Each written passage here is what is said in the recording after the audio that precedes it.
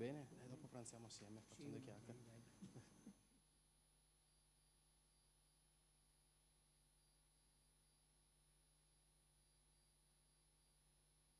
E poi io ti do solo il via.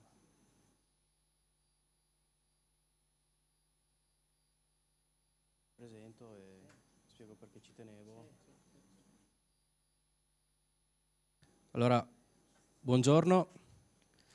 Siamo nella sala stampa del Consiglio regionale per la presentazione del libro Si fa presto a dire pace dell'onorevole Mario Raffaelli. Io faccio solamente alcune premesse molto veloci. La prima è che mi fa piacere avere un parterre importante perché in sala abbiamo il segretario generale, il dottor Roberto Valente, che è legato anche da un'amicizia storica con l'onorevole Raffaelli, e anche Giovanni Crema, che è una persona che ha un valore importante per questa regione, non solo per questa regione perché è stato anche parlamentare, ma è stato consigliere regionale, è stato assessore regionale, quindi fa piacere avere questo parterre. Questo parterre c'è perché c'è un ospite di grandissima levatura. Mario Raffaelli è stato per 4 legislature parlamentare nella Prima Repubblica, quindi quando la politica aveva anche, come dire, una certa profondità di pensiero. È stato sottosegretario alla salute e sottosegretario agli affari esteri in, mi ricordo se 4 o 5 governi consecutivi. Ma diciamo 4 governi con lo stesso ministro che era Andreotti. Quindi stiamo parlando insomma di giganti che hanno costruito il nostro paese, e soprattutto poi una persona che in virtù della sua straordinaria esperienza governativa ha continuato a essere un punto di riferimento nel mondo della cooperazione internazionale. E io sono rimasto colpito quando ho letto questo libro perché era il 2025, quindi era maggio 2025, ma già si intravedevano alcuni elementi che sono tornati prepotentemente nella nostra agenda quotidiana e che secondo me devono interrogare anche chi, come un consigliere regionale, è legislatore e quindi si trova a prendere delle decisioni che a volte sono difficili, sta a rappresentare i cittadini del Veneto, di una regione che ha legami con altri paesi, perché noi insomma viviamo di export, ma soprattutto il suo libro interessa tutta la società civile e i cittadini che hanno bisogno di comprendere quello che sta succedendo. Io voglio semplicemente dare là, citando un aspetto che mi ha molto colpito delle varie esperienze, cioè questo pragmatismo che nasce dal fatto che la pace non sia un costrutto naturale. Noi idealizziamo il concetto di pace ed è giusto così perché è un'aspirazione che ognuno di noi ha dentro il cuore, ma dal punto di vista della costruzione sociale e politica la pace è faticosa e la pace a volte richiede anche compromessi perché dobbiamo cercare un punto di equilibrio con persone che la pensano in maniera molto diversa da noi e che magari hanno commesso anche cose atroci. Però la pace è proprio l'aspirazione più alta della politica. Allora io lascerei veramente la parola a Mario Raffaelli, proprio in grande libertà, e poi se c'è qualche domanda, poi magari mi piacerebbe anche appunto gli ospiti prestigiosi che abbiamo, un pensiero, un saluto o una domanda proprio al nostro ospite. Mario, lascerei a te la parola. Grazie mille. Ringrazio io di poter presentare il libro in questa prestigiosa istituzione e ringrazio Nicola Rocco, al quale mi lega un'amicizia e una stima, anche se ci siamo conosciuti solo nell'esperienza politica di Azione. Sulla mia biografia aggiungo solo una cosa, perché Rocco ha sottolineato la parte istituzionale del mio impegno. Poi diciamo io ho continuato anche non facendo politica direttamente, perché per diversi anni, quasi 10, ho fatto l'inviato speciale del governo italiano con un passaporto diplomatico, quindi io uso sempre il termine diplomatico di complemento per non irritare la diplomazia, che insomma è una corporazione molto diciamo di livello, ma anche insomma con un certo senso di casta. E poi successivamente ho fatto un'esperienza come appunto umanitario, dirigendo per 10 anni AMREF Italia. AMREF sta per African Medical Research Foundation, e vicepresidente del board internazionale che per definizione ha un presidente africano, perché la caratteristica di questa ONG è quella di essere a ownership africana, cioè il quartier generale a Nairobi, e quindi la mia scelta era stata quella anche di fare il presidente per questa specificità, per il fatto cioè che le 9 AMREF in Europa e le più Stati Uniti e Canada e gli uffici africani avevano 2 compiti ben distinti. Noi chiamiamoci occidentali, la raccolta dei fondi e l'aiuto a progettare, ma la scelta degli interventi e l'implementazione era ed è fatta esclusivamente agli africani, e questa era la caratteristica che secondo me rendeva questa organizzazione di un altro livello rispetto alle tante ottime che esistono. Dico questo perché questa è forse una specificità che io ho, quella di aver fatto in una vita abbastanza lunga, perché non sono giovanissimo, e diverse esperienze. Aver fatto l'uomo di governo, aver fatto il diplomatico, seppur di complemento, aver gestito problemi da un punto di vista umanitario ed aver fatto anche l'analista, perché ho collaborato e collaboro con istituti come l'ISPI e l'OIAI.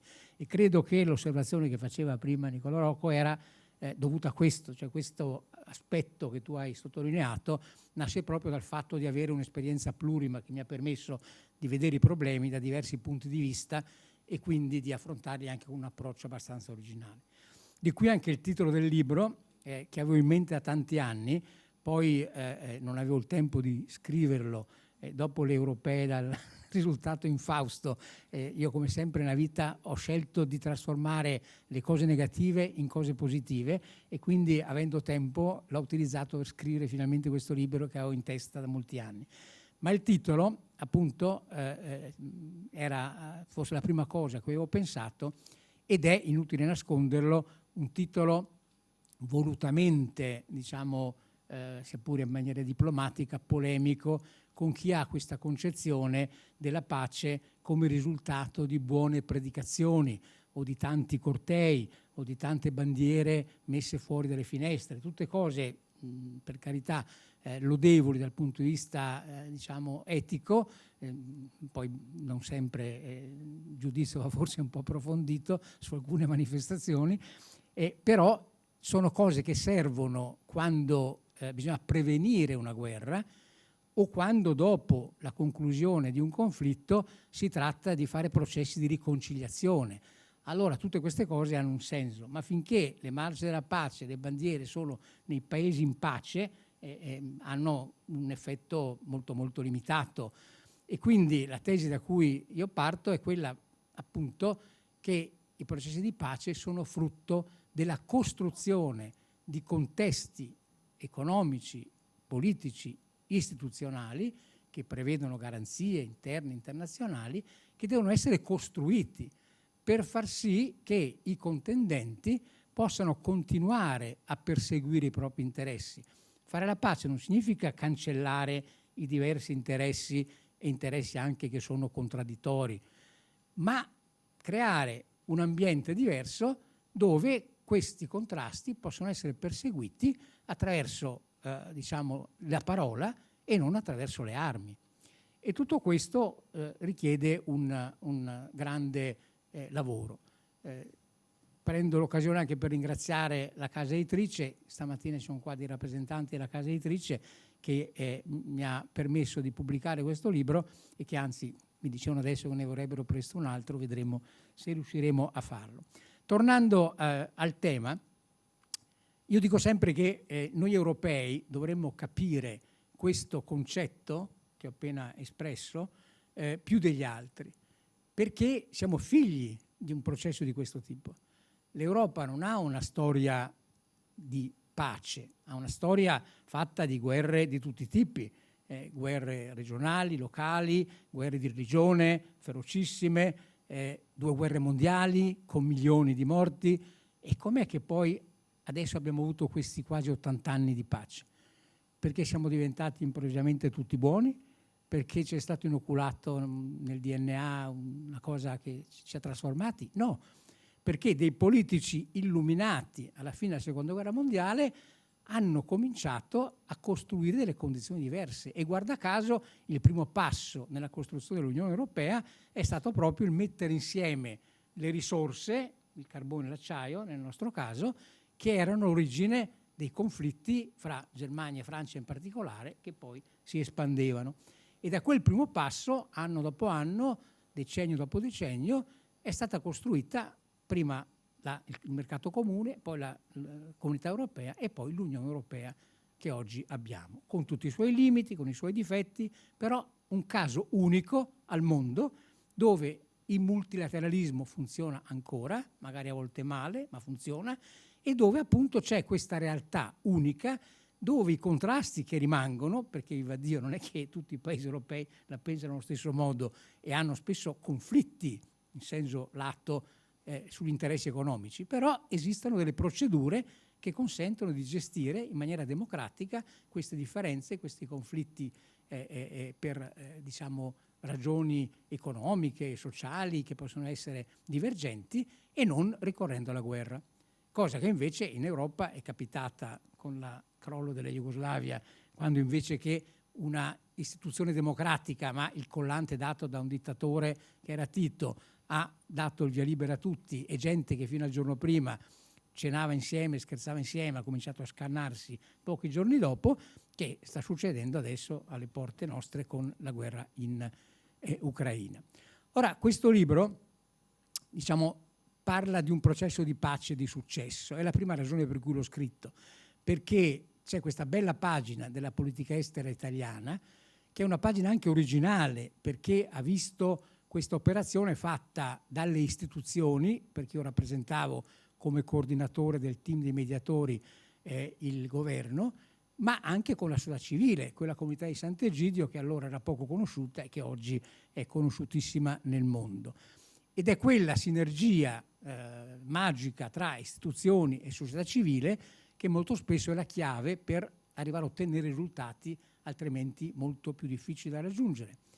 Un esperimento che portò l'allora segretario generale dell'ONU, Boutros Ghali, a parlare esplicitamente di formula italiana, intendendo questa sinergia tra appunto società civile e istituzioni. Istituzioni che erano nel mio caso il governo italiano, ma che poi nell'applicazione dell'accordo furono le Nazioni Unite, perché il libro parla del processo di pace, della mediazione, non parla dei 2 anni successivi. C'è solo una citazione iniziale di Aldo Aiello che ho messo perché dava dei giudizi anche su noi mediatori, ma che è stato un rappresentante del segretario generale dell'ONU a guidare un comitato che fu un'invenzione del nostro, diciamo, processo di mediazione, un comitato costituito dalle 2 parti in causa, ovviamente, dai paesi che avevano avuto un ruolo importante e poi dalle Nazioni Unite come garante massimo, che aveva il compito di monitorare e verificare la corretta applicazione degli accordi, avendo il potere, per quanto riguardava ciò che era stato concordato, di intervenire anche con, diciamo, una parola più forte di quella del governo stesso, perché l'accordo prevedeva appunto una sorta di limitazione della sovranità del governo sulle questioni che erano state normate dall'accordo.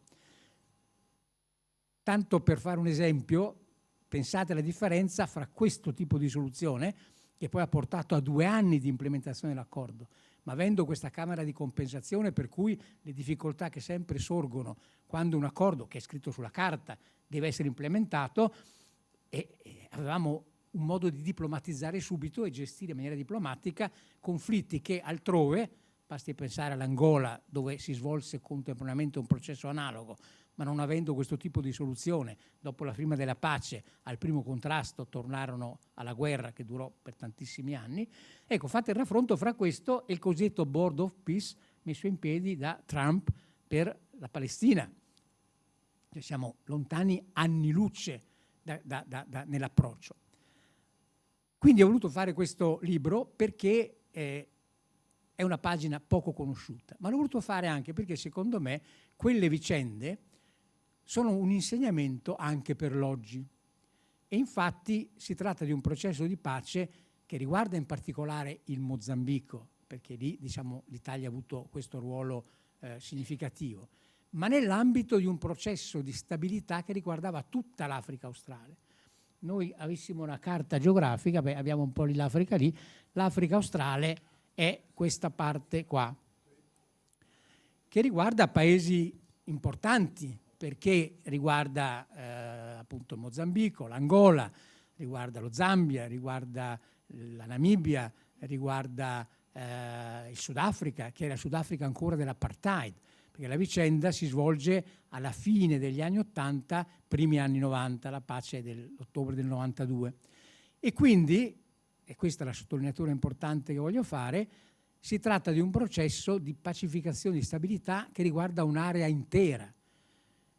E infatti nel libro, per chi lo leggerà, vedrete che la mia azione si svolge non solo in Mozambico, ma con missioni, interlocuzioni, dialoghi con tutti i paesi di quest'area, perché la politica estera si fa così. La seconda ragione per cui ho fatto questo libro è perché secondo me da lì, nonostante il contesto fosse completamente diverso, si possono trarre numerose lezioni che hanno un valore anche oggi. Come diceva prima Rocco, il libro è uscito più o meno un anno fa. La presentazione prima l'ho fatta il 23 maggio, ne ho fatte 30 o più poi in giro per l'Italia. E quindi era già scoppiata da tempo la guerra in Ucraina e era già riesploso il focolaio, diciamo, del problema israelo-palestinese. E infatti nell'ultimo capitolo io... esattamente, nell'ultimo capitolo io ne parlo perché poi trago le conclusioni appunto su un piano più generale e da qui nasce anche l'utilità del libro, non è solo un ricordo di una pagina per quanto bella, ma è una cosa, e per questo è stato adottato in alcune università come testo proprio per i corsi di relazioni internazionali. Ecco, io dico, parlando della necessità in questo capitolo finale di avere un'altra Europa diversa per avere un soggetto in grado di reggere la partita globale in questo mondo così diverso, poi dirò due cose su questo, e dico perché con le elezioni di Trump l'Europa ha perso il Lord Protettore, ma mai avrei immaginato un anno fa che il Lord Protettore che è venuto meno avrebbe combinato il disastro che è sotto gli occhi di tutti, perché è stato un acceleratore di processi degenerativi nelle relazioni internazionali che veramente nessuno poteva immaginare in questa dimensione. Per cui, dicevo, libro che parla di questo processo di area di allora, ma con indicazioni per l'oggi. Qual è la differenza fondamentale fra diciamo, i due contesti? Quando noi facciamo questa mediazione siamo nella parte finale della guerra fredda e nell'inizio del suo superamento. E questo non sarà un fatto ininfluente. E devo dire che con tutte le negatività che aveva la guerra fredda, la contrapposizione fra due blocchi che erano veramente separati, cosa che tra l'altro impediva un vero processo di globalizzazione, perché per esempio le monete non erano nemmeno convertibili fra i due blocchi, ma era un mondo più facilmente leggibile, cioè era un mondo più semplice rispetto al mondo attuale, perché pur avendo queste due superpotenze che combattevano per l'egemonia e un po' per il cosiddetto equilibrio del terrore, il fatto che appunto ognuna delle due superpotenze sapeva che non poteva spingersi oltre una certa misura perché altrimenti c'era la mutua distruzione assicurata. E il fatto che c'era una certa omogeneità nei due blocchi faceva sì che ci fosse una leggibilità delle situazioni e anche una grammatica, diciamo, internazionale diversa. Quando è finita la guerra fredda c'è stato un momento di grande speranza, i primi anni 90, che anche in Africa ha avuto degli effetti. Infatti molte delle indipendenze africane raggiungono un livello, diciamo, di inizio di democrazia proprio in quei primi anni. Si parlò di rinascimento africano, perché finita la contrapposizione che anche lì si giocava fra est e ovest, ovviamente c'era un ambiente più favorevole. E però è stata una speranza che è durata poco. All'epoca, vi ricorderete, viene citato sempre il famoso libro di Fukuyama, La fine della storia, cioè la convinzione che caduto lo scontro fra est e ovest, la democrazia liberale sarebbe espansa in maniera, diciamo, automatica, gradualmente in tutto il mondo. Io all'epoca, oltre a quello, lessi anche quello di Huntington, che era The Clash of Civilization, lo scontro fra le civiltà, e devo dire che mi convinse di più quel libro rispetto a Fukuyama. Ed infatti purtroppo questo secondo scenario si è realizzato in virtù anche di errori fatti da noi, dall'Occidente, in primo luogo dagli Stati Uniti, quando i neoconservatori decisero di provare a sistemare i temi del Medio Oriente, guarda caso, attraverso un'esportazione della democrazia con la forza, cosa che è assolutamente impensabile. Perché io, che non sono un pacifista integrale, io so che qualche volta è necessario anche la pressione e l'intervento militare, ma so perfettamente che l'intervento militare non riesce mai a risolvere un problema se non è semplicemente una condizione di un processo che poi risolve i problemi politici o sociali che stanno alla base di un conflitto. Si cita sempre la frase famosa di von Clausewitz che la guerra è la continuazione della politica con altri mezzi. Io dico è vero, ma è vero anche il contrario, che la politica può essere la continuazione della guerra con altri mezzi. E infatti la diplomazia è questo, è trasformare una situazione dove la politica viene fatta con le armi della guerra in una situazione dove sono le armi della critica, per dirla con una citazione marxiana di tanti anni fa. E quindi questo significa che è un errore quando si pensa che la diplomazia sia una cosa, la pressione militare sia un'altra, è un tutt'uno.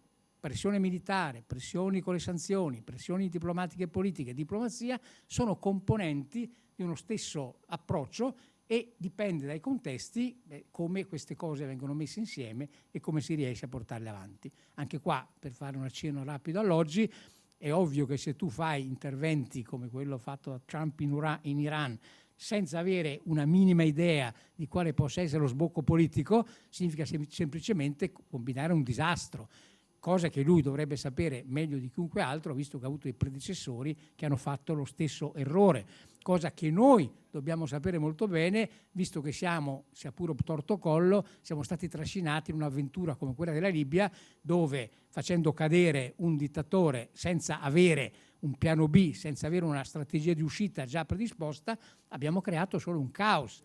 Allora qualcuno potrebbe dire, bravo, lo dici oggi, no, chiunque voglia farlo va a vedersi le raccolte di un giornale della mia regione, l'Alto Adige, dove allora fece un editoriale dicendo, quando ancora Sarkozy parlava di possibile intervento, e disse attenzione, se l'intervento non è fatto perché c'è già una soluzione politica pronta, creeremo di fronte alle coste italiane una grande Somalia.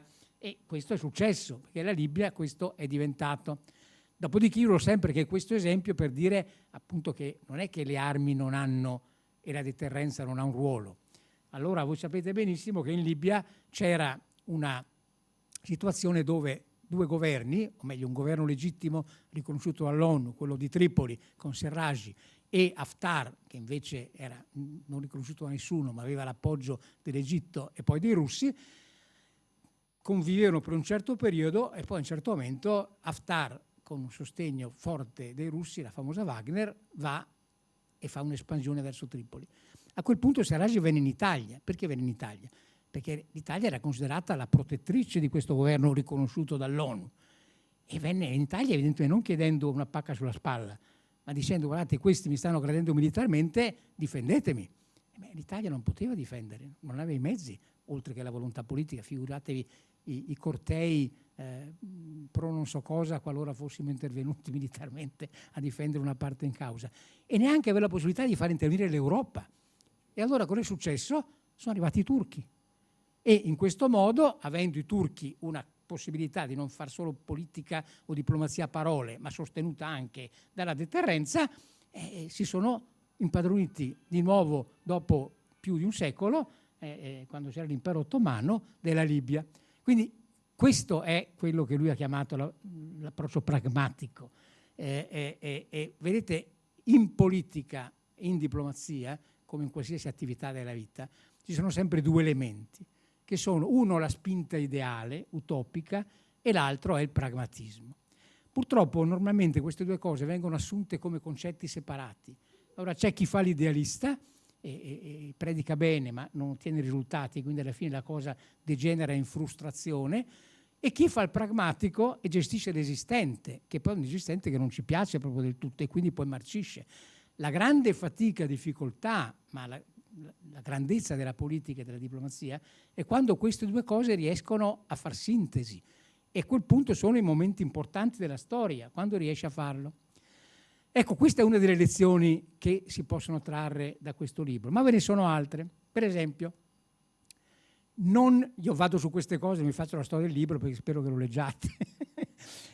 Per esempio, il fatto che non esiste mediazione possibile fino a quando nella testa dei contendenti non sia presa in considerazione l'idea che possono appunto continuare a perseguire i propri interessi, magari in forma più ridotta a quello che volevano, ma comunque ottenendo qualcosa, con la diplomazia piuttosto che con le armi.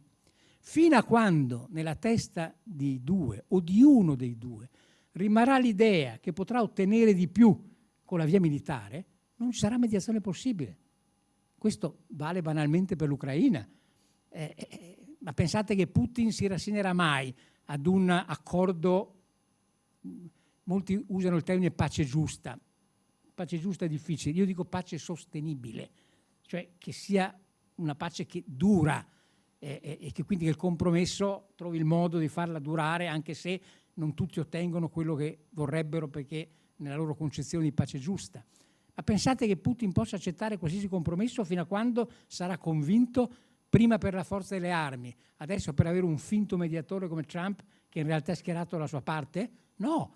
Allora è ridicolo quando si critica l'Europa perché ha sostenuto e sostiene continuamente l'Ucraina dicendo ma come continuate a mantenere il sostegno militare, è un'escalation? No, non è escalation, è impedire che la guerra finisse all'inizio dopo 3 giorni, perché questa era l'idea di Putin di arrivare a Kiev, e oggi consentire che l'Ucraina è diventata più forte per le sue capacità, perché basti pensare che all'inizio della guerra gli ucraini andavano in Europa a farsi fare il training, adesso sono gli europei che si fanno fare il training da loro, e l'Ucraina ha chiuso accordi con i paesi arabi, per esempio, che hanno visto che l'ombrello americano non funzionava rispetto alle reazioni dell'Iran e hanno chiamato gli ucraini che stanno sviluppando una capacità di resistere con i droni, cioè con cose a basso prezzo e che abbattono missili che costano milioni di dollari, e quindi questo è successo in questi anni grazie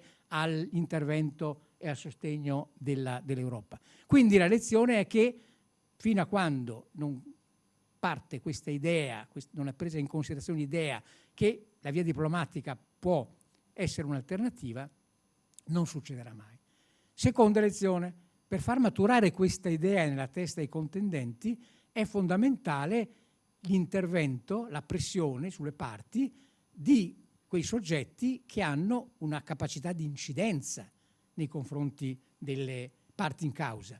E quindi ecco il ruolo fondamentale dei paesi vicini o lontani che hanno una capacità in questo senso. Ed ecco perché, terza lezione, io dico nel libro, i processi di pace sono sempre processi di area, non sono mai processi in un solo paese. È impensabile riuscire a fare la pace in un solo paese se il paese è immerso in un oceano di conflitti, di traffici, di instabilità, di mancanza di regole minimamente democratiche. E quando io dicevo processi d'area, pensavo appunto all'esempio dell'Africa australe, ma allora era comunque un'area importante ma isolata. Oggi siamo già oltre, siamo a aree che si interconnettono fra loro. Vi faccio un esempio dei giorni nostri. In Palestina è riscoppiato appunto il dramma. Allora si parla del ruolo dei paesi arabi, Arabia Saudita e Emirati Arabi Uniti in particolare. Ma quasi nessuno scrive che questo conflitto è connesso con un altro conflitto di cui non parla nessuno, che è il conflitto in Sudan. E l'attenzione che io richiamo a volte agli amici pacifisti è benissimo occuparsi di Palestina, ma perché non vi siete mai occupati di quello che è successo in Etiopia dal 2020 al 2022 nella guerra fra il governo centrale e il Tigray, che ha portato a 600.000 morti e ha portato ad avere l'esercito eritreo che ha applicato lo stupro non come capita tragicamente nelle guerre random, ma come pratica politica. andando nei villaggi e stuprando tutte le donne a prescindere dall'età, dalla condizione, da qualsiasi principio, cose documentate dalle maggiori organizzazioni umanitarie anglosassoni, nel silenzio totale. Ma cosa si fa oggi?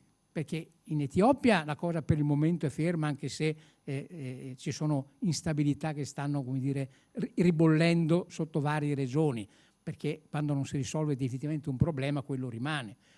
Ma nel Sudan, dove anche lì abbiamo massacri 2 mesi fa, quando le forze delle Rapid Support Force, che sono guidate da quel Hemedti, che era il capo di Janjaweed, qualcuno se li ricorderà, quelli che in Darfur andavano a massacrare le popolazioni non arabe, e che si contrappone a Burhan, che è il capo dell'esercito regolare. Benissimo, questo scontro che ha provocato massacri a El Fasher, conquistata un mese fa, anche lì 20-30 mila morti civili, milioni di profughi che vengono non in Italia o in Europa, ma che vanno in altri paesi africani aumentando i loro problemi. C'è qualcuno che si occupa di queste cose? Dove sono le Nazioni Unite, che appunto all'epoca del libro di cui parlo avevano un ruolo importante e lo riuscivano anche ad implementare? Allora, vedete che le cose sono sempre più interconnesse. Perché lo sono? Perché nessuno sa o scrive che Arabia Saudita e Emirati Arabi Uniti, che fanno parte dello stesso Consiglio del Golfo e dovrebbero collaborare, ormai da qualche anno, 2 o 3 anni, hanno cominciato una, diciamo, concorrenza spietata fra loro, e questa concorrenza avviene anche appoggiando delle diverse antagonisti. Per cui in Sudan l'Arabia Saudita insieme con l'Egitto supporta Burhan e l'esercito regolare, mentre gli Emirati Arabi insieme con Israele alle spalle appoggiano l'altro contendente, e quindi c'è una connessione fra le due parti che costeggiano il Mar Rosso. Ecco quindi che pensare che non sia necessario uno sforzo, un approccio globale, più ampio a problemi che hanno questa natura, questa complessità, è flatus vocis, è non occuparsi realmente dei problemi. Un'altra importante lezione, ne accennavo prima, è che è fondamentale fare un buon accordo, ma fondamentale poi l'implementazione, perché la pace non è mai per sempre. La pace è una volta uno disse che la pace è una tregua permanentemente negoziata, e in certi casi può essere proprio così, particolarmente difficoltosi, ma certamente va costruita giorno per giorno, difesa e giorno per giorno, innaffiata come un giardino giorno per giorno. Ecco, io questo libro l'ho scritto non pensando realmente che le cose fossero così destinate ad aggravarsi in questa maniera. E qui concludo, così forse in 10 minuti, poi se volete fare 1 o 2 domande rispondiamo anche a quelle, tanto più oggi dove i problemi sono riesposti in questa maniera devastante. Pensiamo al conflitto più difficile. Nel libro scrivo che la differenza fra Ucraina e Medio Oriente è che in Ucraina la lettura è semplice, c'è una colpa evidente, un aggressore evidente e una vittima evidente. Poi bisogna trovare un compromesso, ma lì insomma non c'è discussione. Nel Medio Oriente è molto più complesso, perché torti e ragioni si intrecciano. Premesso che oggi è giustissimo dire che Netanyahu è un criminale di guerra, io chiamo quello che Israele sta facendo e ha fatto crimine di guerra o crimine contro l'umanità, non lo chiamo genocidio, facendo incavolare spesso i miei interlocutori, ma non lo chiamo per una ragione di serietà oltre che giuridica, perché genocidio significa, e non dipende dal numero di persone che vengono massacrate, significa voler eliminare un gruppo etnico, politico, religioso, ideologico, non per quello che fa, ma per quello che è, e programmare la sua estinzione totale. Come si fa a sostenere che in Palestina ci sia un genocidio quando 2 milioni di palestinesi vivono in Israele, magari come cittadini non proprio di serie A, ma vivono e anzi parteciperanno alle prossime elezioni con 3 partiti arabi che per la prima volta si metteranno insieme in un fronte unico. Allora perché bisogna usare questa parola che distorce subito la percezione? Non è sufficiente crimine di guerra? Ragazzi, Norimberga è stata fatta per i crimini di guerra e per i crimini contro l'umanità, e mi pare che non abbia evitato i problemi e la loro soluzione drastica. Seconda cosa, bisogna conoscere la storia e come i problemi nascono. Anche giornalisti di grande livello, Francesca Mannocchi, che io stimo moltissimo, leggo un suo articolo molto lungo, molto bello, che parte con la citazione della famosa Nakba. La Nakba è la parola araba con la quale viene, ricordato l'esodo dei 750.000 palestinesi cacciati dai loro territori nella prima guerra tra le due parti.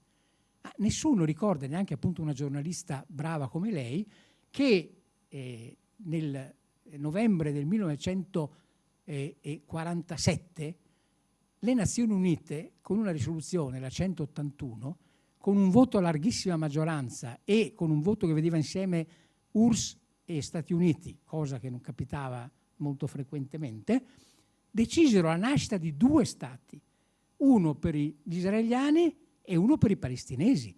E chiunque vada a guardare le carte della ripartizione votate dall'ONU vedrà che la parte assegnata ai palestinesi era più ampia di quella che oggi viene rivendicata.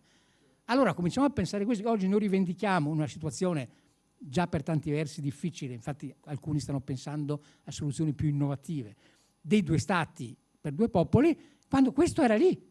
E non è che lo Stato palestinese non è nato per colpa di Israele, è nato perché non i palestinesi che non esistevano ancora come entità politica, perché l'OLP nasce nel 64, ma i 5 paesi arabi attaccano Israele.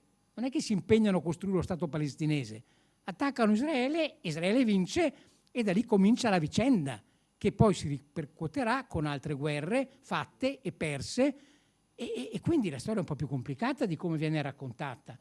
Così come non si racconta adeguatamente che ci sono stati alcuni interventi a partire da Oslo, che è il più conosciuto, ma con l'accordo di Clinton a Camp David, ma con l'accordo di Olmert, che davano una soluzione. Clinton aveva proposto e gli israeliani avevano accettato una soluzione che prevedeva il 97% dei territori oggi contestati più la capitale a Gerusalemme Est, cosa che non viene più accettata, addirittura gli americani ci hanno aperto con Trump, nel primo Trump, la loro ambasciata.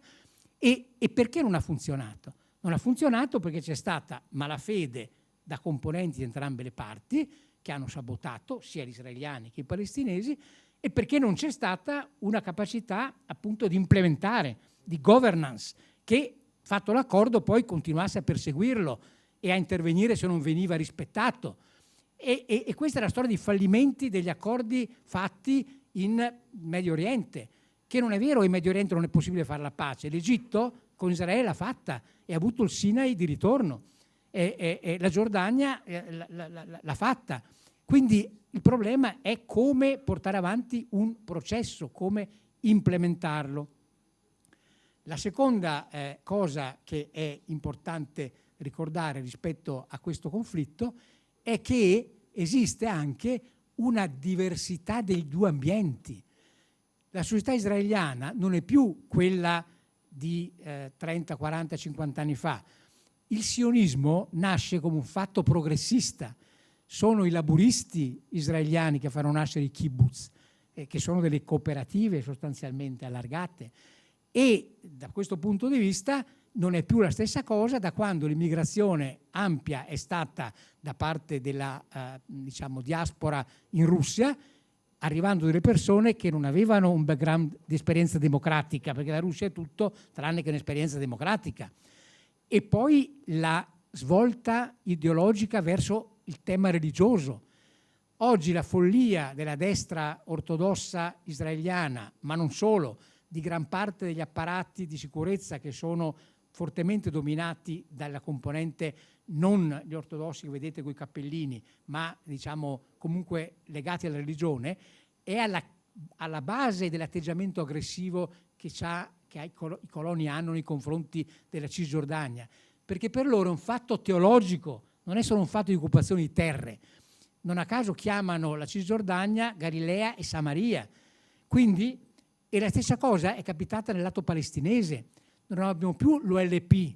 Io Arafat l'ho conosciuto perché tra le tante cose, non ne parlo nel libro, Andreotti e Craxi mandarono anche da Arafat con gli aerei di servizi segreti a cercare di far superare lo scontro che si era rivelato quando l'OLP aveva appoggiato Saddam Hussein nella prima guerra del Golfo, quella diciamo legittima e legittimata dall'ONU. L'Unione Europea mise il veto sull'avere rapporti con l'OLP per quella scelta.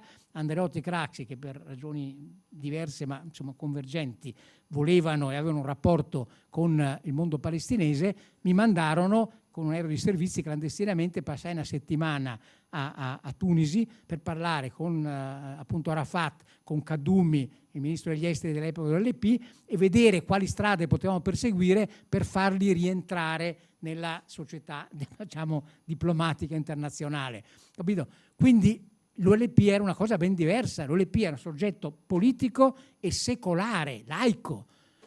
E quindi le contraddizioni che sono anche nel mondo arabo, perché il mondo arabo è un po' come il mondo africano, è una società segmentaria, è fatta di clan, di famiglie, era gestita politicamente, con lo strumento della politica. Dopo il fallimento dell'accordo con Clinton è arrivato il jihadismo, dopo la seconda intifada è arrivata la jihad, è arrivato l'Islam politico, è arrivata cioè un modo di fare completamente diverso, e Hamas è questo, Hezbollah è questo, sono soggetti segnati dalla teologia. Allora è ovvio che una soluzione sarà impossibile averla fino a quando nelle due parti non cresceranno delle leadership più costruttive, più aperte, più moderate. Ed ecco dove gli sforzi degli stati e della società civile dovrebbero essere indirizzati. Facciamo pure tante marce, ma facciamo fare anche tanti colloqui. Alcuni si fanno, ci sono organizzazioni che stanno facendo questo, e facciamo parlare le persone costruttive nel mondo arabo e nel mondo palestinese. Questo va moltiplicato e gli stati devono intervenire e far pressioni, stick and carrots, come si dice, bastone e carota, su Israele e su i movimenti dall'altra parte per incentivare questo fatto. E tutto questo va fatto evidentemente in un contesto più ampio. Ho visto che ho consumato il tempo, anziché l'ultima cosa sull'Europa. Allora, in tutto questo, in questo mondo che non è più quello bipolare di prima, ma è un mondo dove abbiamo due superpotenze, gli Stati Uniti e la Cina, perché la Russia non è una superpotenza come l'URSS, è una potenza che, ahimè, ha l'arma nucleare, ma economicamente è un PIL che è inferiore a quello italiano, a quello spagnolo. Due superpotenze, ma tante potenze regionali, la Russia, la Turchia, l'Iran, l'Arabia Saudita, l'India, che hanno una tendenza espansionista, in un mondo in cui l'uso della forza sta diventando sempre più consueto. Macron, con una frase simpatica, ha detto: in un mondo di erbivori, di mondo di carnivori, essere erbivoro non è un bell'essere. E poi un altro ne ha fatto una ancora più bella, che ha detto: se non sei a tavola vuol dire che sei nel menù. Ecco, l'Europa deve capire questo, e deve capire quindi che sia per difendere il proprio interesse, ma soprattutto per essere un soggetto attivo e unico al mondo, per le ragioni che ho detto all'inizio, per essere questo unico esempio ancora di convivenza pacifica e di regolazione pacifica dei conflitti. Per fare questo deve diventare un soggetto politico. Allora si dice Stati Uniti e Europa, benissimo, obiettivo finale. Si dice armamento, però armamento deve essere o dell'Unione Europea o se no non deve essere. Anche questo i miei nipoti lo vedranno, o pronipoti. Oggi il tema è un altro, è quello dei volonterosi, è fare andare avanti un'Europa a diverse velocità. Un'Europa a 27 non sarà mai in grado, in tempo breve, che è quello necessario, di avere realmente una politica estera comune e di avere realmente una difesa comune. Per difesa comune non si intende l'esercito dell'Unione Europea, si intende una cosa come la NATO. La NATO non è un esercito, non c'è l'esercito NATO. Ci sono 18.000 ufficiali che da anni sono stati trainati a questo scopo e hanno operato in questo modo e fanno e continuano a fare esercitazioni in questo modo, che all'occorrenza mobilitano dei reparti a ciò trainati appositamente per anni per intervenire. Quindi quella è la soluzione, fare una NATO europea, che si chiami NATO o altra cosa. La seconda è sugli armamenti. Abbiamo una grande industria in Germania, una grande industria in Francia, una più piccola ma molto avanzata in Italia, la famosa Leonardo. Ma sapete, convincere queste imprese a far sinergia non è facile, perché spesso hanno più forza dei governi. E di nuovo quindi ci vuole una sinergia fra i governi per portare avanti l'idea di una collaborazione che smetta con questa idiozia di avere 14 tipi di carri armati diversi, armamenti diversi, munizionamenti diversi. Insomma, far diventare un soggetto politico. E allora questa si chiama deterrenza, non si chiama essere guerrafondai. E per concludere con una battuta, nel libro racconto appunto la mia esperienza, e quando si fecero gli euromissili in Italia, voi più giovani non se lo ricordano, ma negli anni '80 a un certo momento ci fu un momento di tensione ancora fra i due blocchi, perché i russi dislocarono dei missili, gli SS-20, che erano dei missili di medio raggio, in questo modo modificando l'equilibrio del terrore di cui ho parlato prima, perché evidentemente erano missili di teatro cosiddetti, e quindi un attacco non comportava necessariamente l'intervento globale e quindi l'equilibrio del terrore. E gli americani dissero: per pareggiare questa cosa dovete voi europei dislocare i Pershing e i Cruise, che erano missili analoghi di teatro, in Europa e in Germania in particolare, cioè la Germania dell'Est dall'altra parte. Il Schmidt, che era primo cancelliere tedesco socialdemocratico, disse: ma io lo faccio, però siccome ho un movimento pacifista molto forte, ho bisogno che ci sia almeno un altro paese che lo fa. E l'Italia, con Cossiga e Craxi, disse: lo facciamo noi. E ci furono manifestazioni, cortei, mi ricordo ancora Veltroni e D'Alema con i bambini, la bambina, i figli piccoli sulle spalle, in piazza col Papa, che diceva: basta con la guerra, no, l'armamento, eccetera. Poi, caduta la Germania dell'Est e aperti gli archivi, si scoprì che alcuni dei generali che firmavano, compreso un italiano, gli appelli per la pace erano pagati dalla Stasi. Ma vabbè, questo insomma è fatto successivo. Ma io, che ero giovane lombardiano della sinistra del partito, fui uno dei 7 deputati socialisti che uscirono dall'aula per non votare questa cosa. Allora, quando la raccontavano i dibattiti dove c'erano i pacifisti, quelli integrali puri, diversi da me, vedevo gran sorrisi e aggiungevo: ho fatto una cazzata. E nel libro lo racconto. Ed è così, perché poi scoprì che quella scelta lungimirante, difficile, fu alla base, e lo scoprì leggendo i libri di Gorbaciov, del processo che poi portò alla trattativa per il disarmo generale che eliminò tutti i missili dell'Europa. Quindi pace sì, ma pace con cervello e con impegno. Grazie.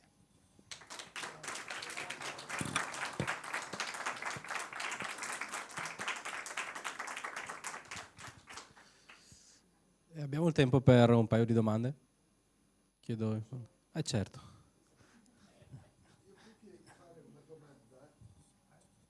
Essendo anch'io della generazione di un amico antico con cui abbiamo cercato di fare prima nel Trentino e poi nel Bellunese delle cose serie,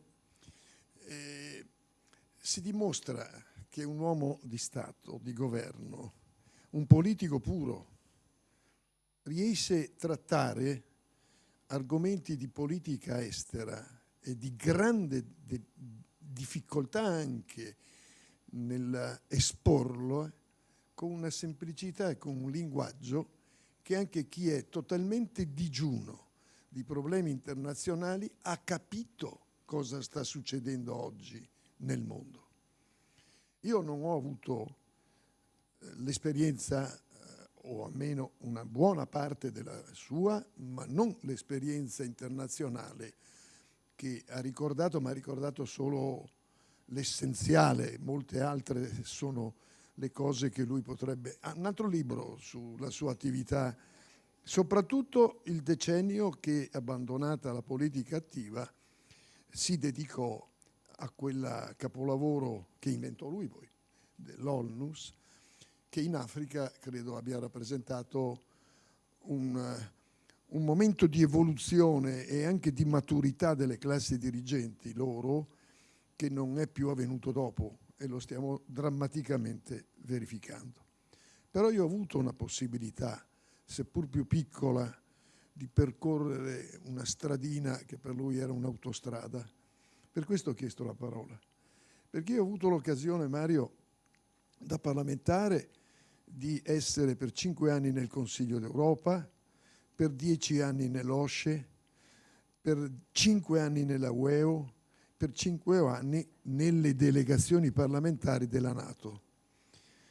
E quando ero qua, consigliere regionale e capogruppo, partecipai col presidente allora Umberto Carraro, che oggi non c'è più, ai primi incontri in Slovenia prima del disastro, proprio perché noi sostenevamo, ricorderai, che favorire l'indipendenza della Croazia, il ministro Giannis De Michelis lo chiamava lo sfarinamento della Jugoslavia, e proponevamo che passasse da Stato unitario a una confederazione di Stati, proprio perché la pace non... Solo il buon Dio fa i miracoli. Insomma. La pace è una complessità di intelligenze. Voglio aggiungere al ricordo che lui molto diplomaticamente, senza cadere nella politica quotidiana, anche se alta, ha parlato dell'accordo OLP, Porto Oslo, tutte queste robe grandi, il Nobel per la pace. Dietro chi c'era? Dietro c'erano 3 persone, un Andreotti, Fanfani in parte e Bettino Craxi. E io scrivo sempre su Facebook, in mezzo a ste risse, no? I pacifisti, dico la verità in maniera civile, educata, per non disturbare la teoria che erano tutti dei malandrini. Che quella cosa l'OLP la fece perché alcuni movimenti politici italiani aiutarono in solido l'OLP.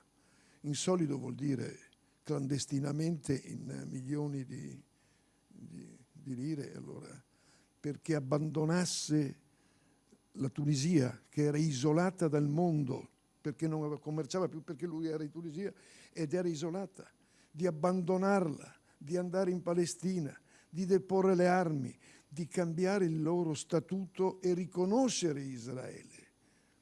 E lui fece tutto questo e arrivarono a Oslo. Solo che però, quando ricordò che bisogna essere d'accordo sempre e bisogna governarla la pace, e il mondo europeo, il mondo che favorì, io ricordo che su una tribuna di una grande organizzazione internazionale rimasi colpito quando salì sul palco il capo del governo laburista israeliano e subito dopo salì Arafat. Mi rivolsi al collega deputato molto importante del suo movimento e dissi: ma abbiamo anche i terroristi in casa? E lui mi disse: stiamo trattando. E dopo capii, un insieme di lavori furono che portarono poi purtroppo all'omicidio in Israele del presidente del governo laburista e Arafat, che troppo furbo, sapendo che era in minoranza a Gaza, doveva tenere le elezioni democratiche, cercò di corrompere qualche terrorista di Arafat.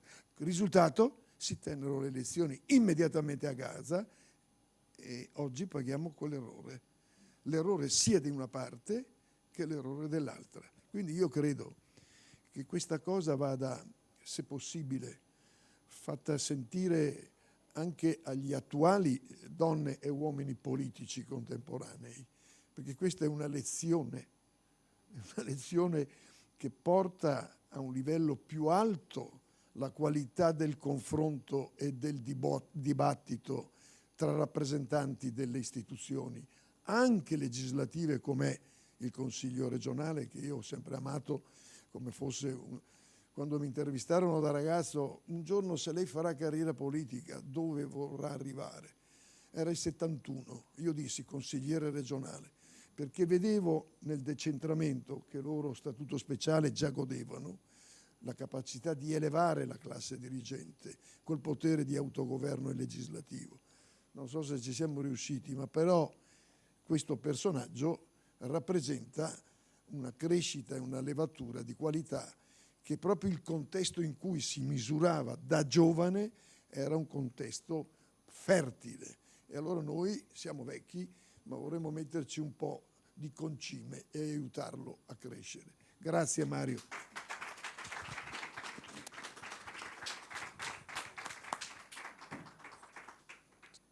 so se il segretario vuole dare un saluto e chiudiamo questa mattinata.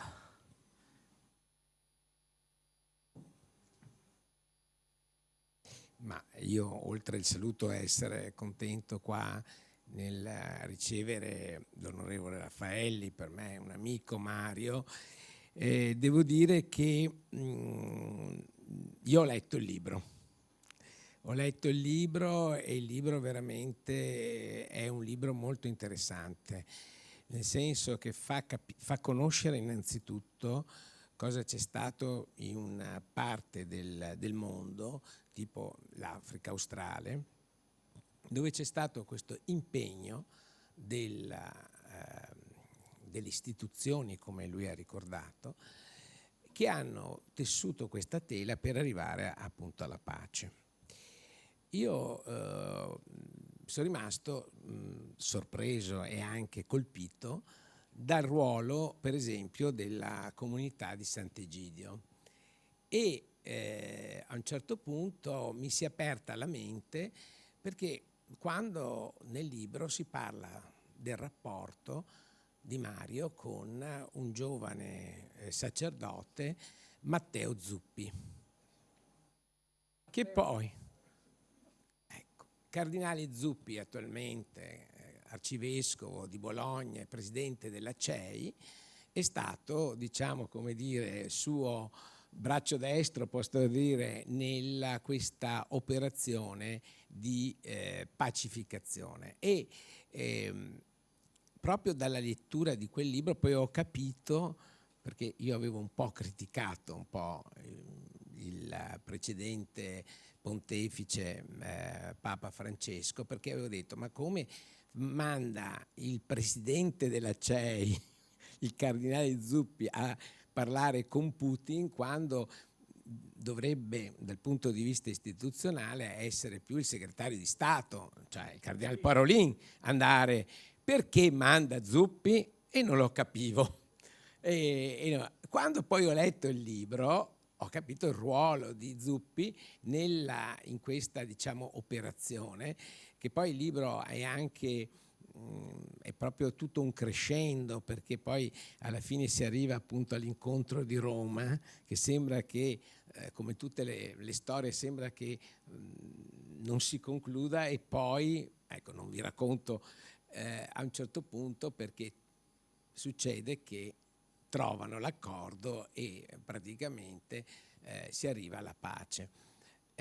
Quindi io veramente invito le persone a leggerlo. Sono contento quello che hai detto, che viene studiato nelle università, perché io che ho fatto diritto internazionale, il diritto internazionale è vero, non è un diritto codificato, non è come gli altri diritti che hanno un codice, è diciamo, un diritto che si basa sui trattati, ma si basa anche sulle esperienze delle persone che poi scrivono questi trattati.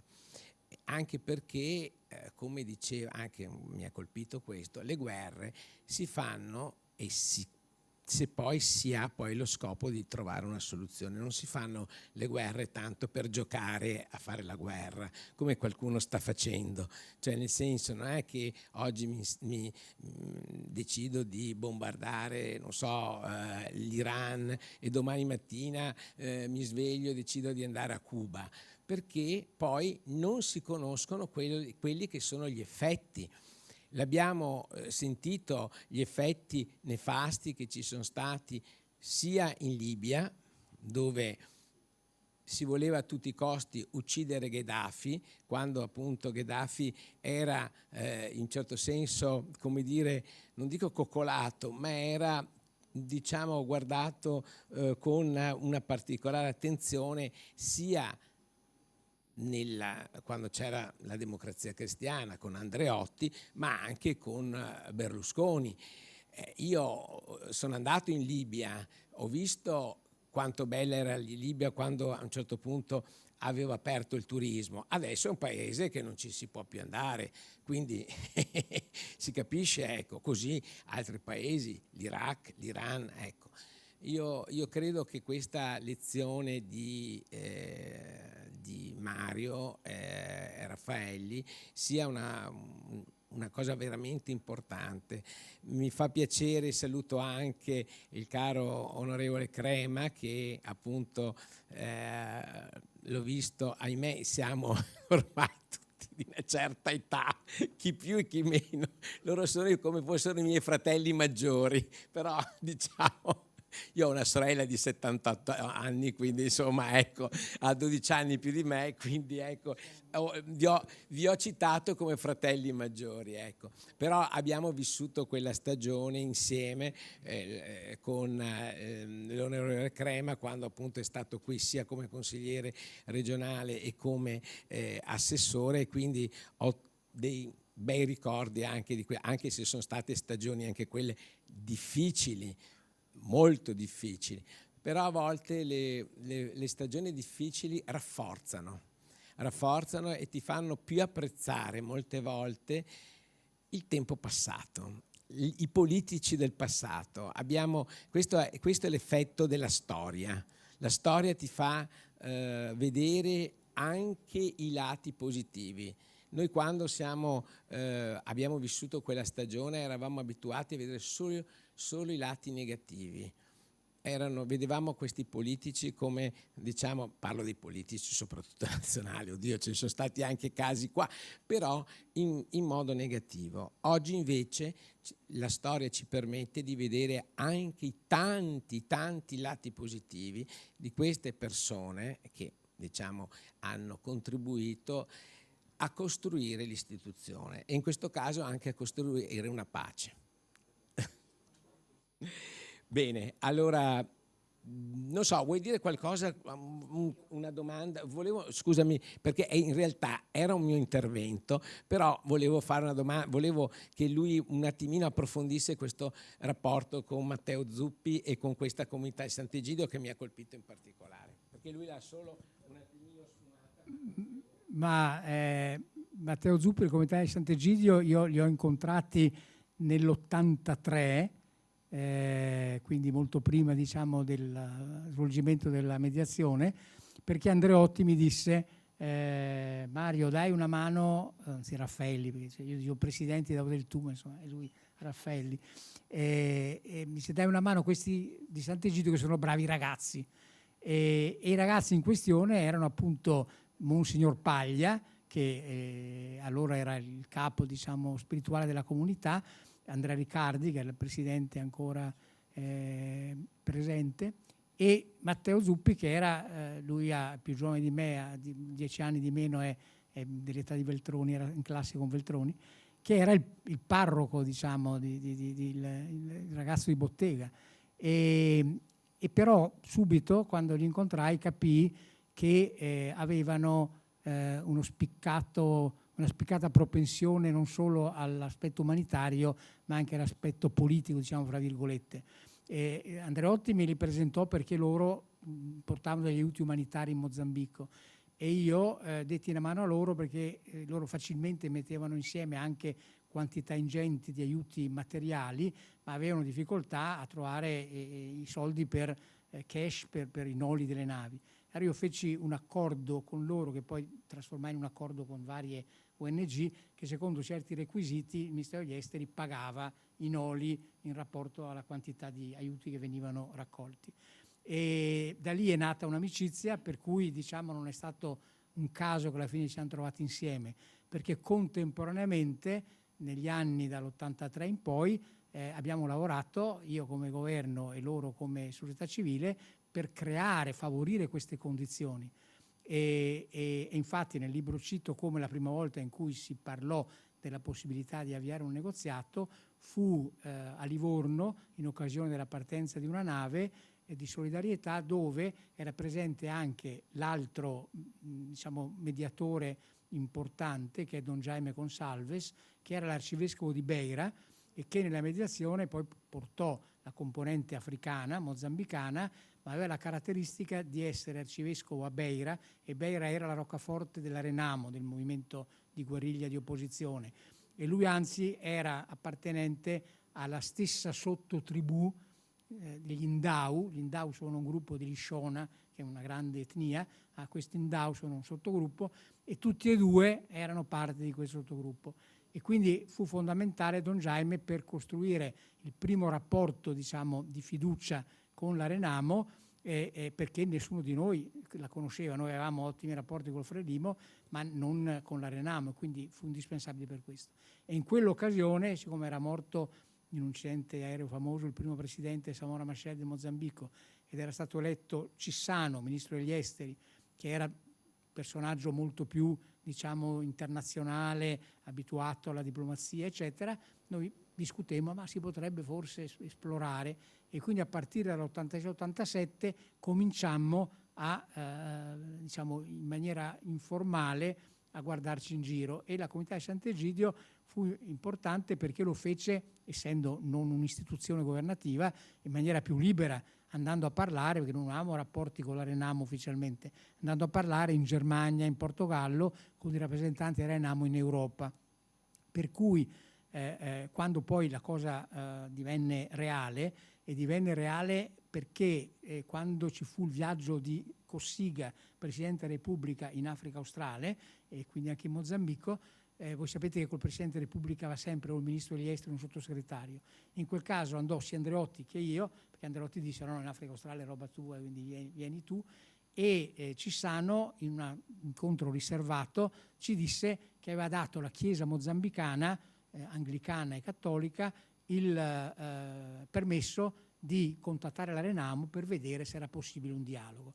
Questo tentativo poi fallì, però Don Jaime, che era stato parte di questo tentativo come rappresentante della componente cattolica, riuscì poi a mantenere un contatto con Giacama, che aveva conosciuto, e a suggerirgli di riprovare stavolta con un paese come l'Italia, che aveva altra forza, perché allora i vescovi erano supportati da Kenya e Zimbabwe, che però erano anche delle parti in causa, insomma. Quindi questa è la cosa. Lì ci fu un'amicizia, perché io facevo anche il parlamentare nel frattempo, e tra l'altro mi occupavo anche di altri conflitti, in particolare il Nagorno-Karabakh, perché per l'allora CSCE fui presidente della conferenza di pace del Nagorno-Karabakh. E Matteo era quello che teneva i contatti. Tu hai detto braccio destro, io direi segretario di redazione, insomma, in termini giornalistici, è quello che teneva i rapporti tutti i giorni con le varie parti, perché poi i negoziati erano lunghissimi e quindi c'era bisogno anche di una socializzazione dei rapporti. È nata un'amicizia che dura tutt'oggi, infatti io lo chiamo Matteo, e con lui ho presentato il libro a Bologna, con la casa editrice Mulino, con il direttore del Mulino, e anche a Trento, alla Campana della Pace, abbiamo fatto non sul libro ma un dialogo sulla pace 3 mesi fa, per cui una amicizia che conservo. Ne approfitto per un brevissimo approfondimento sul tema che tu hai ripreso di Gheddafi. Ovviamente io non avevo e non ho alcuna simpatia per Gheddafi. Il tema che io pongo è che anche un regime pessimo non migliora se cade per implosione, ma deve essere sempre un processo di transizione. Questa è una lezione fondamentale. Guai a Dio, e l'abbiamo visto appunto in Iraq, l'abbiamo visto in altri tentativi, cioè cacciare un dittatore se non c'è una alternativa e non c'è un processo graduale non serve a niente, peggiora le cose. È per questo, per esempio, che quando implose l'Unione Sovietica e tutti brindavano, io che non avevo nessuna simpatia per l'URSS, dice guardate, voi pensate che arrivi la democrazia domani, non è così, saranno problemi seri. E per finire con una cosa italiana, è il caso dell'Italia.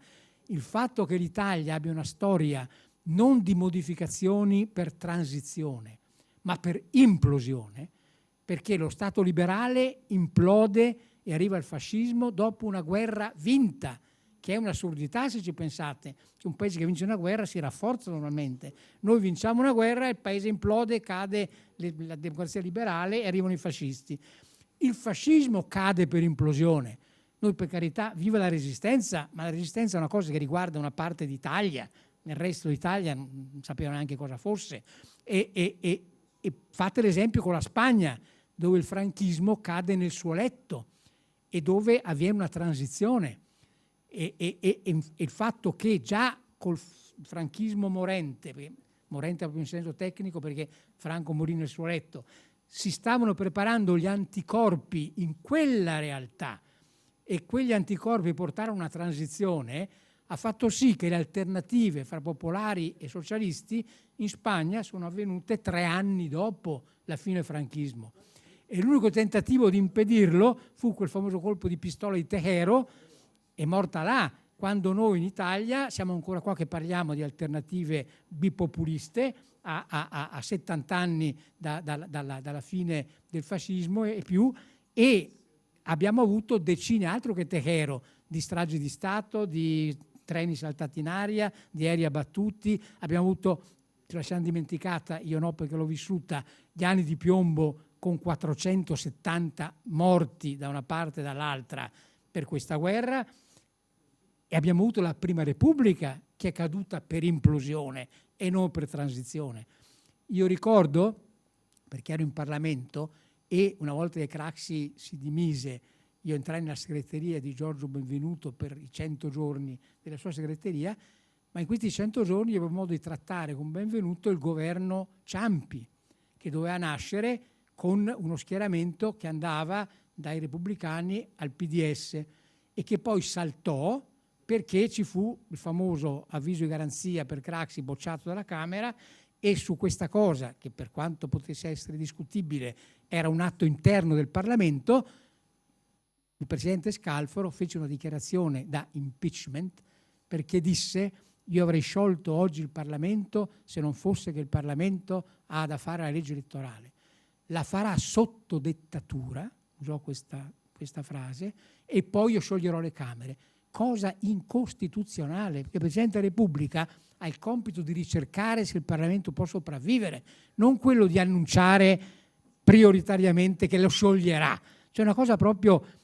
E io conservo la lettera di un vicepresidente della Camera di allora, noto costituzionalista, che gli inviò, e ne posseggo copia, non l'ho mai pubblicata, dove viene chiamato in causa Napolitano, presidente della Camera, che aveva sciaguratamente messo quel giorno all'ordine del giorno i famosi avvisi di garanzia, autorizzazione a procedere da votare, quando il governo Ciampi aveva giurato quella mattina e il PDS aveva nominato 3 ministri, Berlinguer all'istruzione, Visco alle finanze e Barbera alle riforme istituzionali e Rutelli i Verdi. E questi avevano già giurato, doveva esserci il dibattito per la fiducia, e invece inopinatamente prima del dibattito vennero messe queste dichiarazioni. Allora io vi posso dire, l'ho detto pubblicamente con Martinazzoli, quando presentammo un libro di Macaluso insieme, Da cosa non nasce cosa, che era sul problema della nascita del nuovo partito democratico della sinistra. E Martinazzoli confermava, perché era segretario del Partito Popolare, trattammo una cosa ben diversa da quella che usciva sui giornali.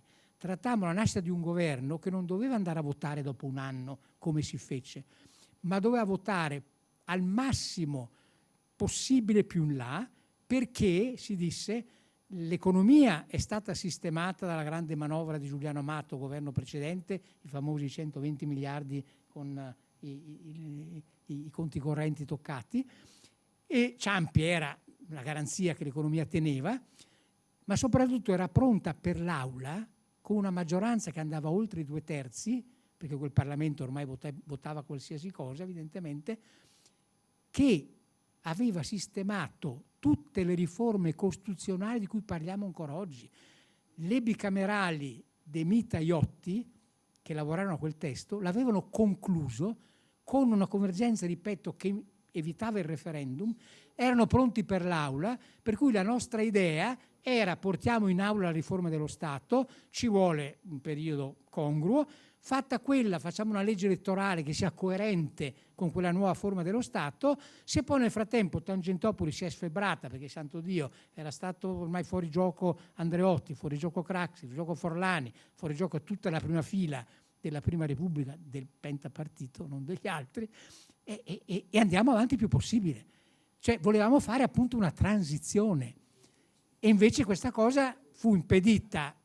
E sapete, se andate a prendere un vecchio spezzone della RAI di quel voto, vedrete un un parlamentare che spicca, perché tutti vestiti come noi oggi, ce n'era uno giovane che aveva una giacca gialla, e ero io, che dopo il voto andai all'assalto dei parlamentari della rete. Io non ho mai picchiato nessuno, ma quel giorno persi il lume della ragione, perché avevo fatto un'intervista sull'Unità, essendo membro della segreteria mi dava intervista a Repubblica Unità in seconda pagina, dove dissi: ma questo è un gran paese, è uscito dagli anni di piombo e dal terrorismo senza distruggere la democrazia e senza modificarla, adesso uscirà a Tangentopoli gradualmente salvando il sistema, perché questo era il progetto.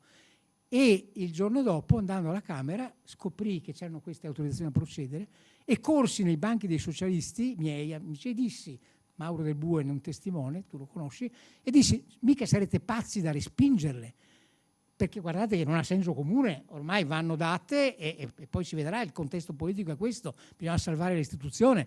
E perché dicevo questo? Perché entrando in aula percepì che c'erano pronti dei voti a scrutinio segreto da parte della Lega, da parte della rete, per far saltare tutto, cosa che successe, perché sapevano che la scelta del PDS di aderire, e anche di questo ne fu informato perché ero l'uomo che aveva il collegamento con il PD, con Petruccioli in particolare, che era l'uomo di Occhetto in questa operazione, e Petruccioli la sera prima aveva detto: guarda che faremo il governo, nonostante Occhetto sia in minoranza, perché D'Alema non lo voleva, e lo faremo perché il presidente Ciampi ha chiamato Occhetto e gli ha detto: se non decidete stasera io vado e rimetto il mandato e dirò pubblicamente che lo rimetto perché il PDS non è in grado di decidere.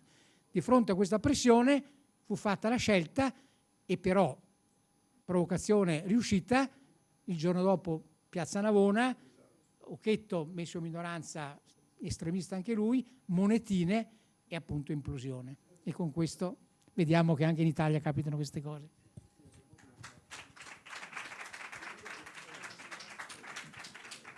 Diciamo dove si può acquistare il libro, magari nelle vicinanze? Ah, scusa. No, va bene. Una battuta magari. Sì. Tanto ho scoperto da sua moglie che abbiamo degli amici comuni, Busato e Angelini a Trento. Allora, è stato bellissimo, che sia un libro che va nelle università mi fa molto piacere, e devo dire che è stata una mattinata molto interessante. Io amo tantissimo il diritto internazionale e gli esteri, e il fatto che oggi se ne parli sempre di più finalmente, perché un tempo nei telegiornali non si sentiva quasi parlare di esteri, anche se se ne parla in modo drammatico. E io vorrei proprio la sua primissima battuta sui comitati per la pace, senza farne una questione partitica.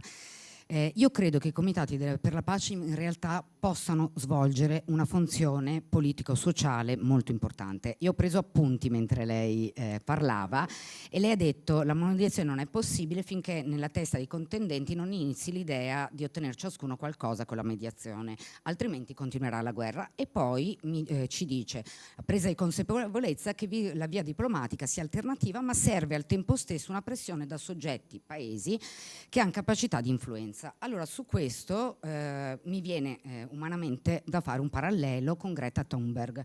Nel 2018 Greta Thunberg arriva che c'era già il protocollo di Kyoto, quindi non è che non si parlasse di ambiente. Qual è stato il vantaggio di quel movimento sociale? Innanzitutto che hai coinvolto i giovani, come i comitati della pace di oggi stanno coinvolgendo i giovani. Come abbiamo visto per il referendum, che la sinistra pensava che i voti del referendum a Venezia o dove che sia sarebbero stati convogliati direttamente nelle amministrative, in realtà è un'altra cosa, è coinvolgimento sui grandi sistemi, sui grandi ideali, quindi la Costituzione, in questo caso la pace, l'ambiente o altro. E ha creato l'emergenza, l'urgenza di discutere di una tematica e di metterla all'ordine del giorno. Quindi quello che lei diceva sul fatto che le parti in causa devono trovare soggetti, stati, che li inducano alla mediazione, anche l'opinione pubblica, che si fa sempre più stringente, sempre più presente, può essere secondo me un motore d'azione affinché le pratiche diplomatiche, io non sono la Santoro, la pace a tutti i costi, è impossibile, non ci credo a quella metodologia, però che l'opinione pubblica possa intervenire sugli stati che poi devono farsi da mediatori, ritengo che possa avere una buona influenza, non partitica, non la sinistra, la destra, ma un movimento, è un po' come anche nei comuni. Se non crei il substrato culturale, ogni cosa che tu proponi è utopia, perché devi preparare prima i cittadini ai grandi cambiamenti. Prima li prepari culturalmente e poi riesci a cambiare, secondo me. Mi sono permessa, scusi. Una battuta di un minuto, perché sì, è molto vero. Infatti io di questo parlavo prima quando dicevo che bisogna fare le pressioni, ma nel senso giusto. E se si va in piazza e lo slogan prevalente rispetto alla Palestina è "From the river to the sea, Palestina will be free", si è inconsapevoli che si lancia lo stesso slogan che è della destra israeliana. Anche loro dicono Israele will be free from the river to the sea. Sono posizioni speculari, cioè che presuppongono la cancellazione dell'avversario. Allora questo non serve a niente, è controproducente. Se la pressione della società civile va nel senso che abbiamo discusso stamattina, cioè di far capire la complessità dei problemi, quali sono i fattori sui quali si deve agire, questo allora diventa assolutamente necessario, ma certo, esattamente, ma certo.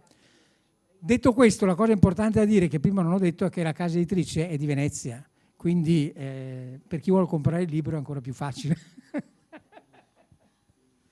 Va bene, io ti ringrazio tantissimo Mario, veramente, e penso che sia stato un momento di grande approfondimento. Eravamo in diretta, quindi avremo anche gli strumenti per poi condividere la chiacchierata che abbiamo fatto, e ti aspettiamo. Comunque adesso facciamo un giro a Venezia e poi facciamo un giro, abbiamo altre tappe venete, abbiamo gli amici a Vittorio Veneto che questa sera organizzano, per chi volesse, una presentazione a Vittorio Veneto.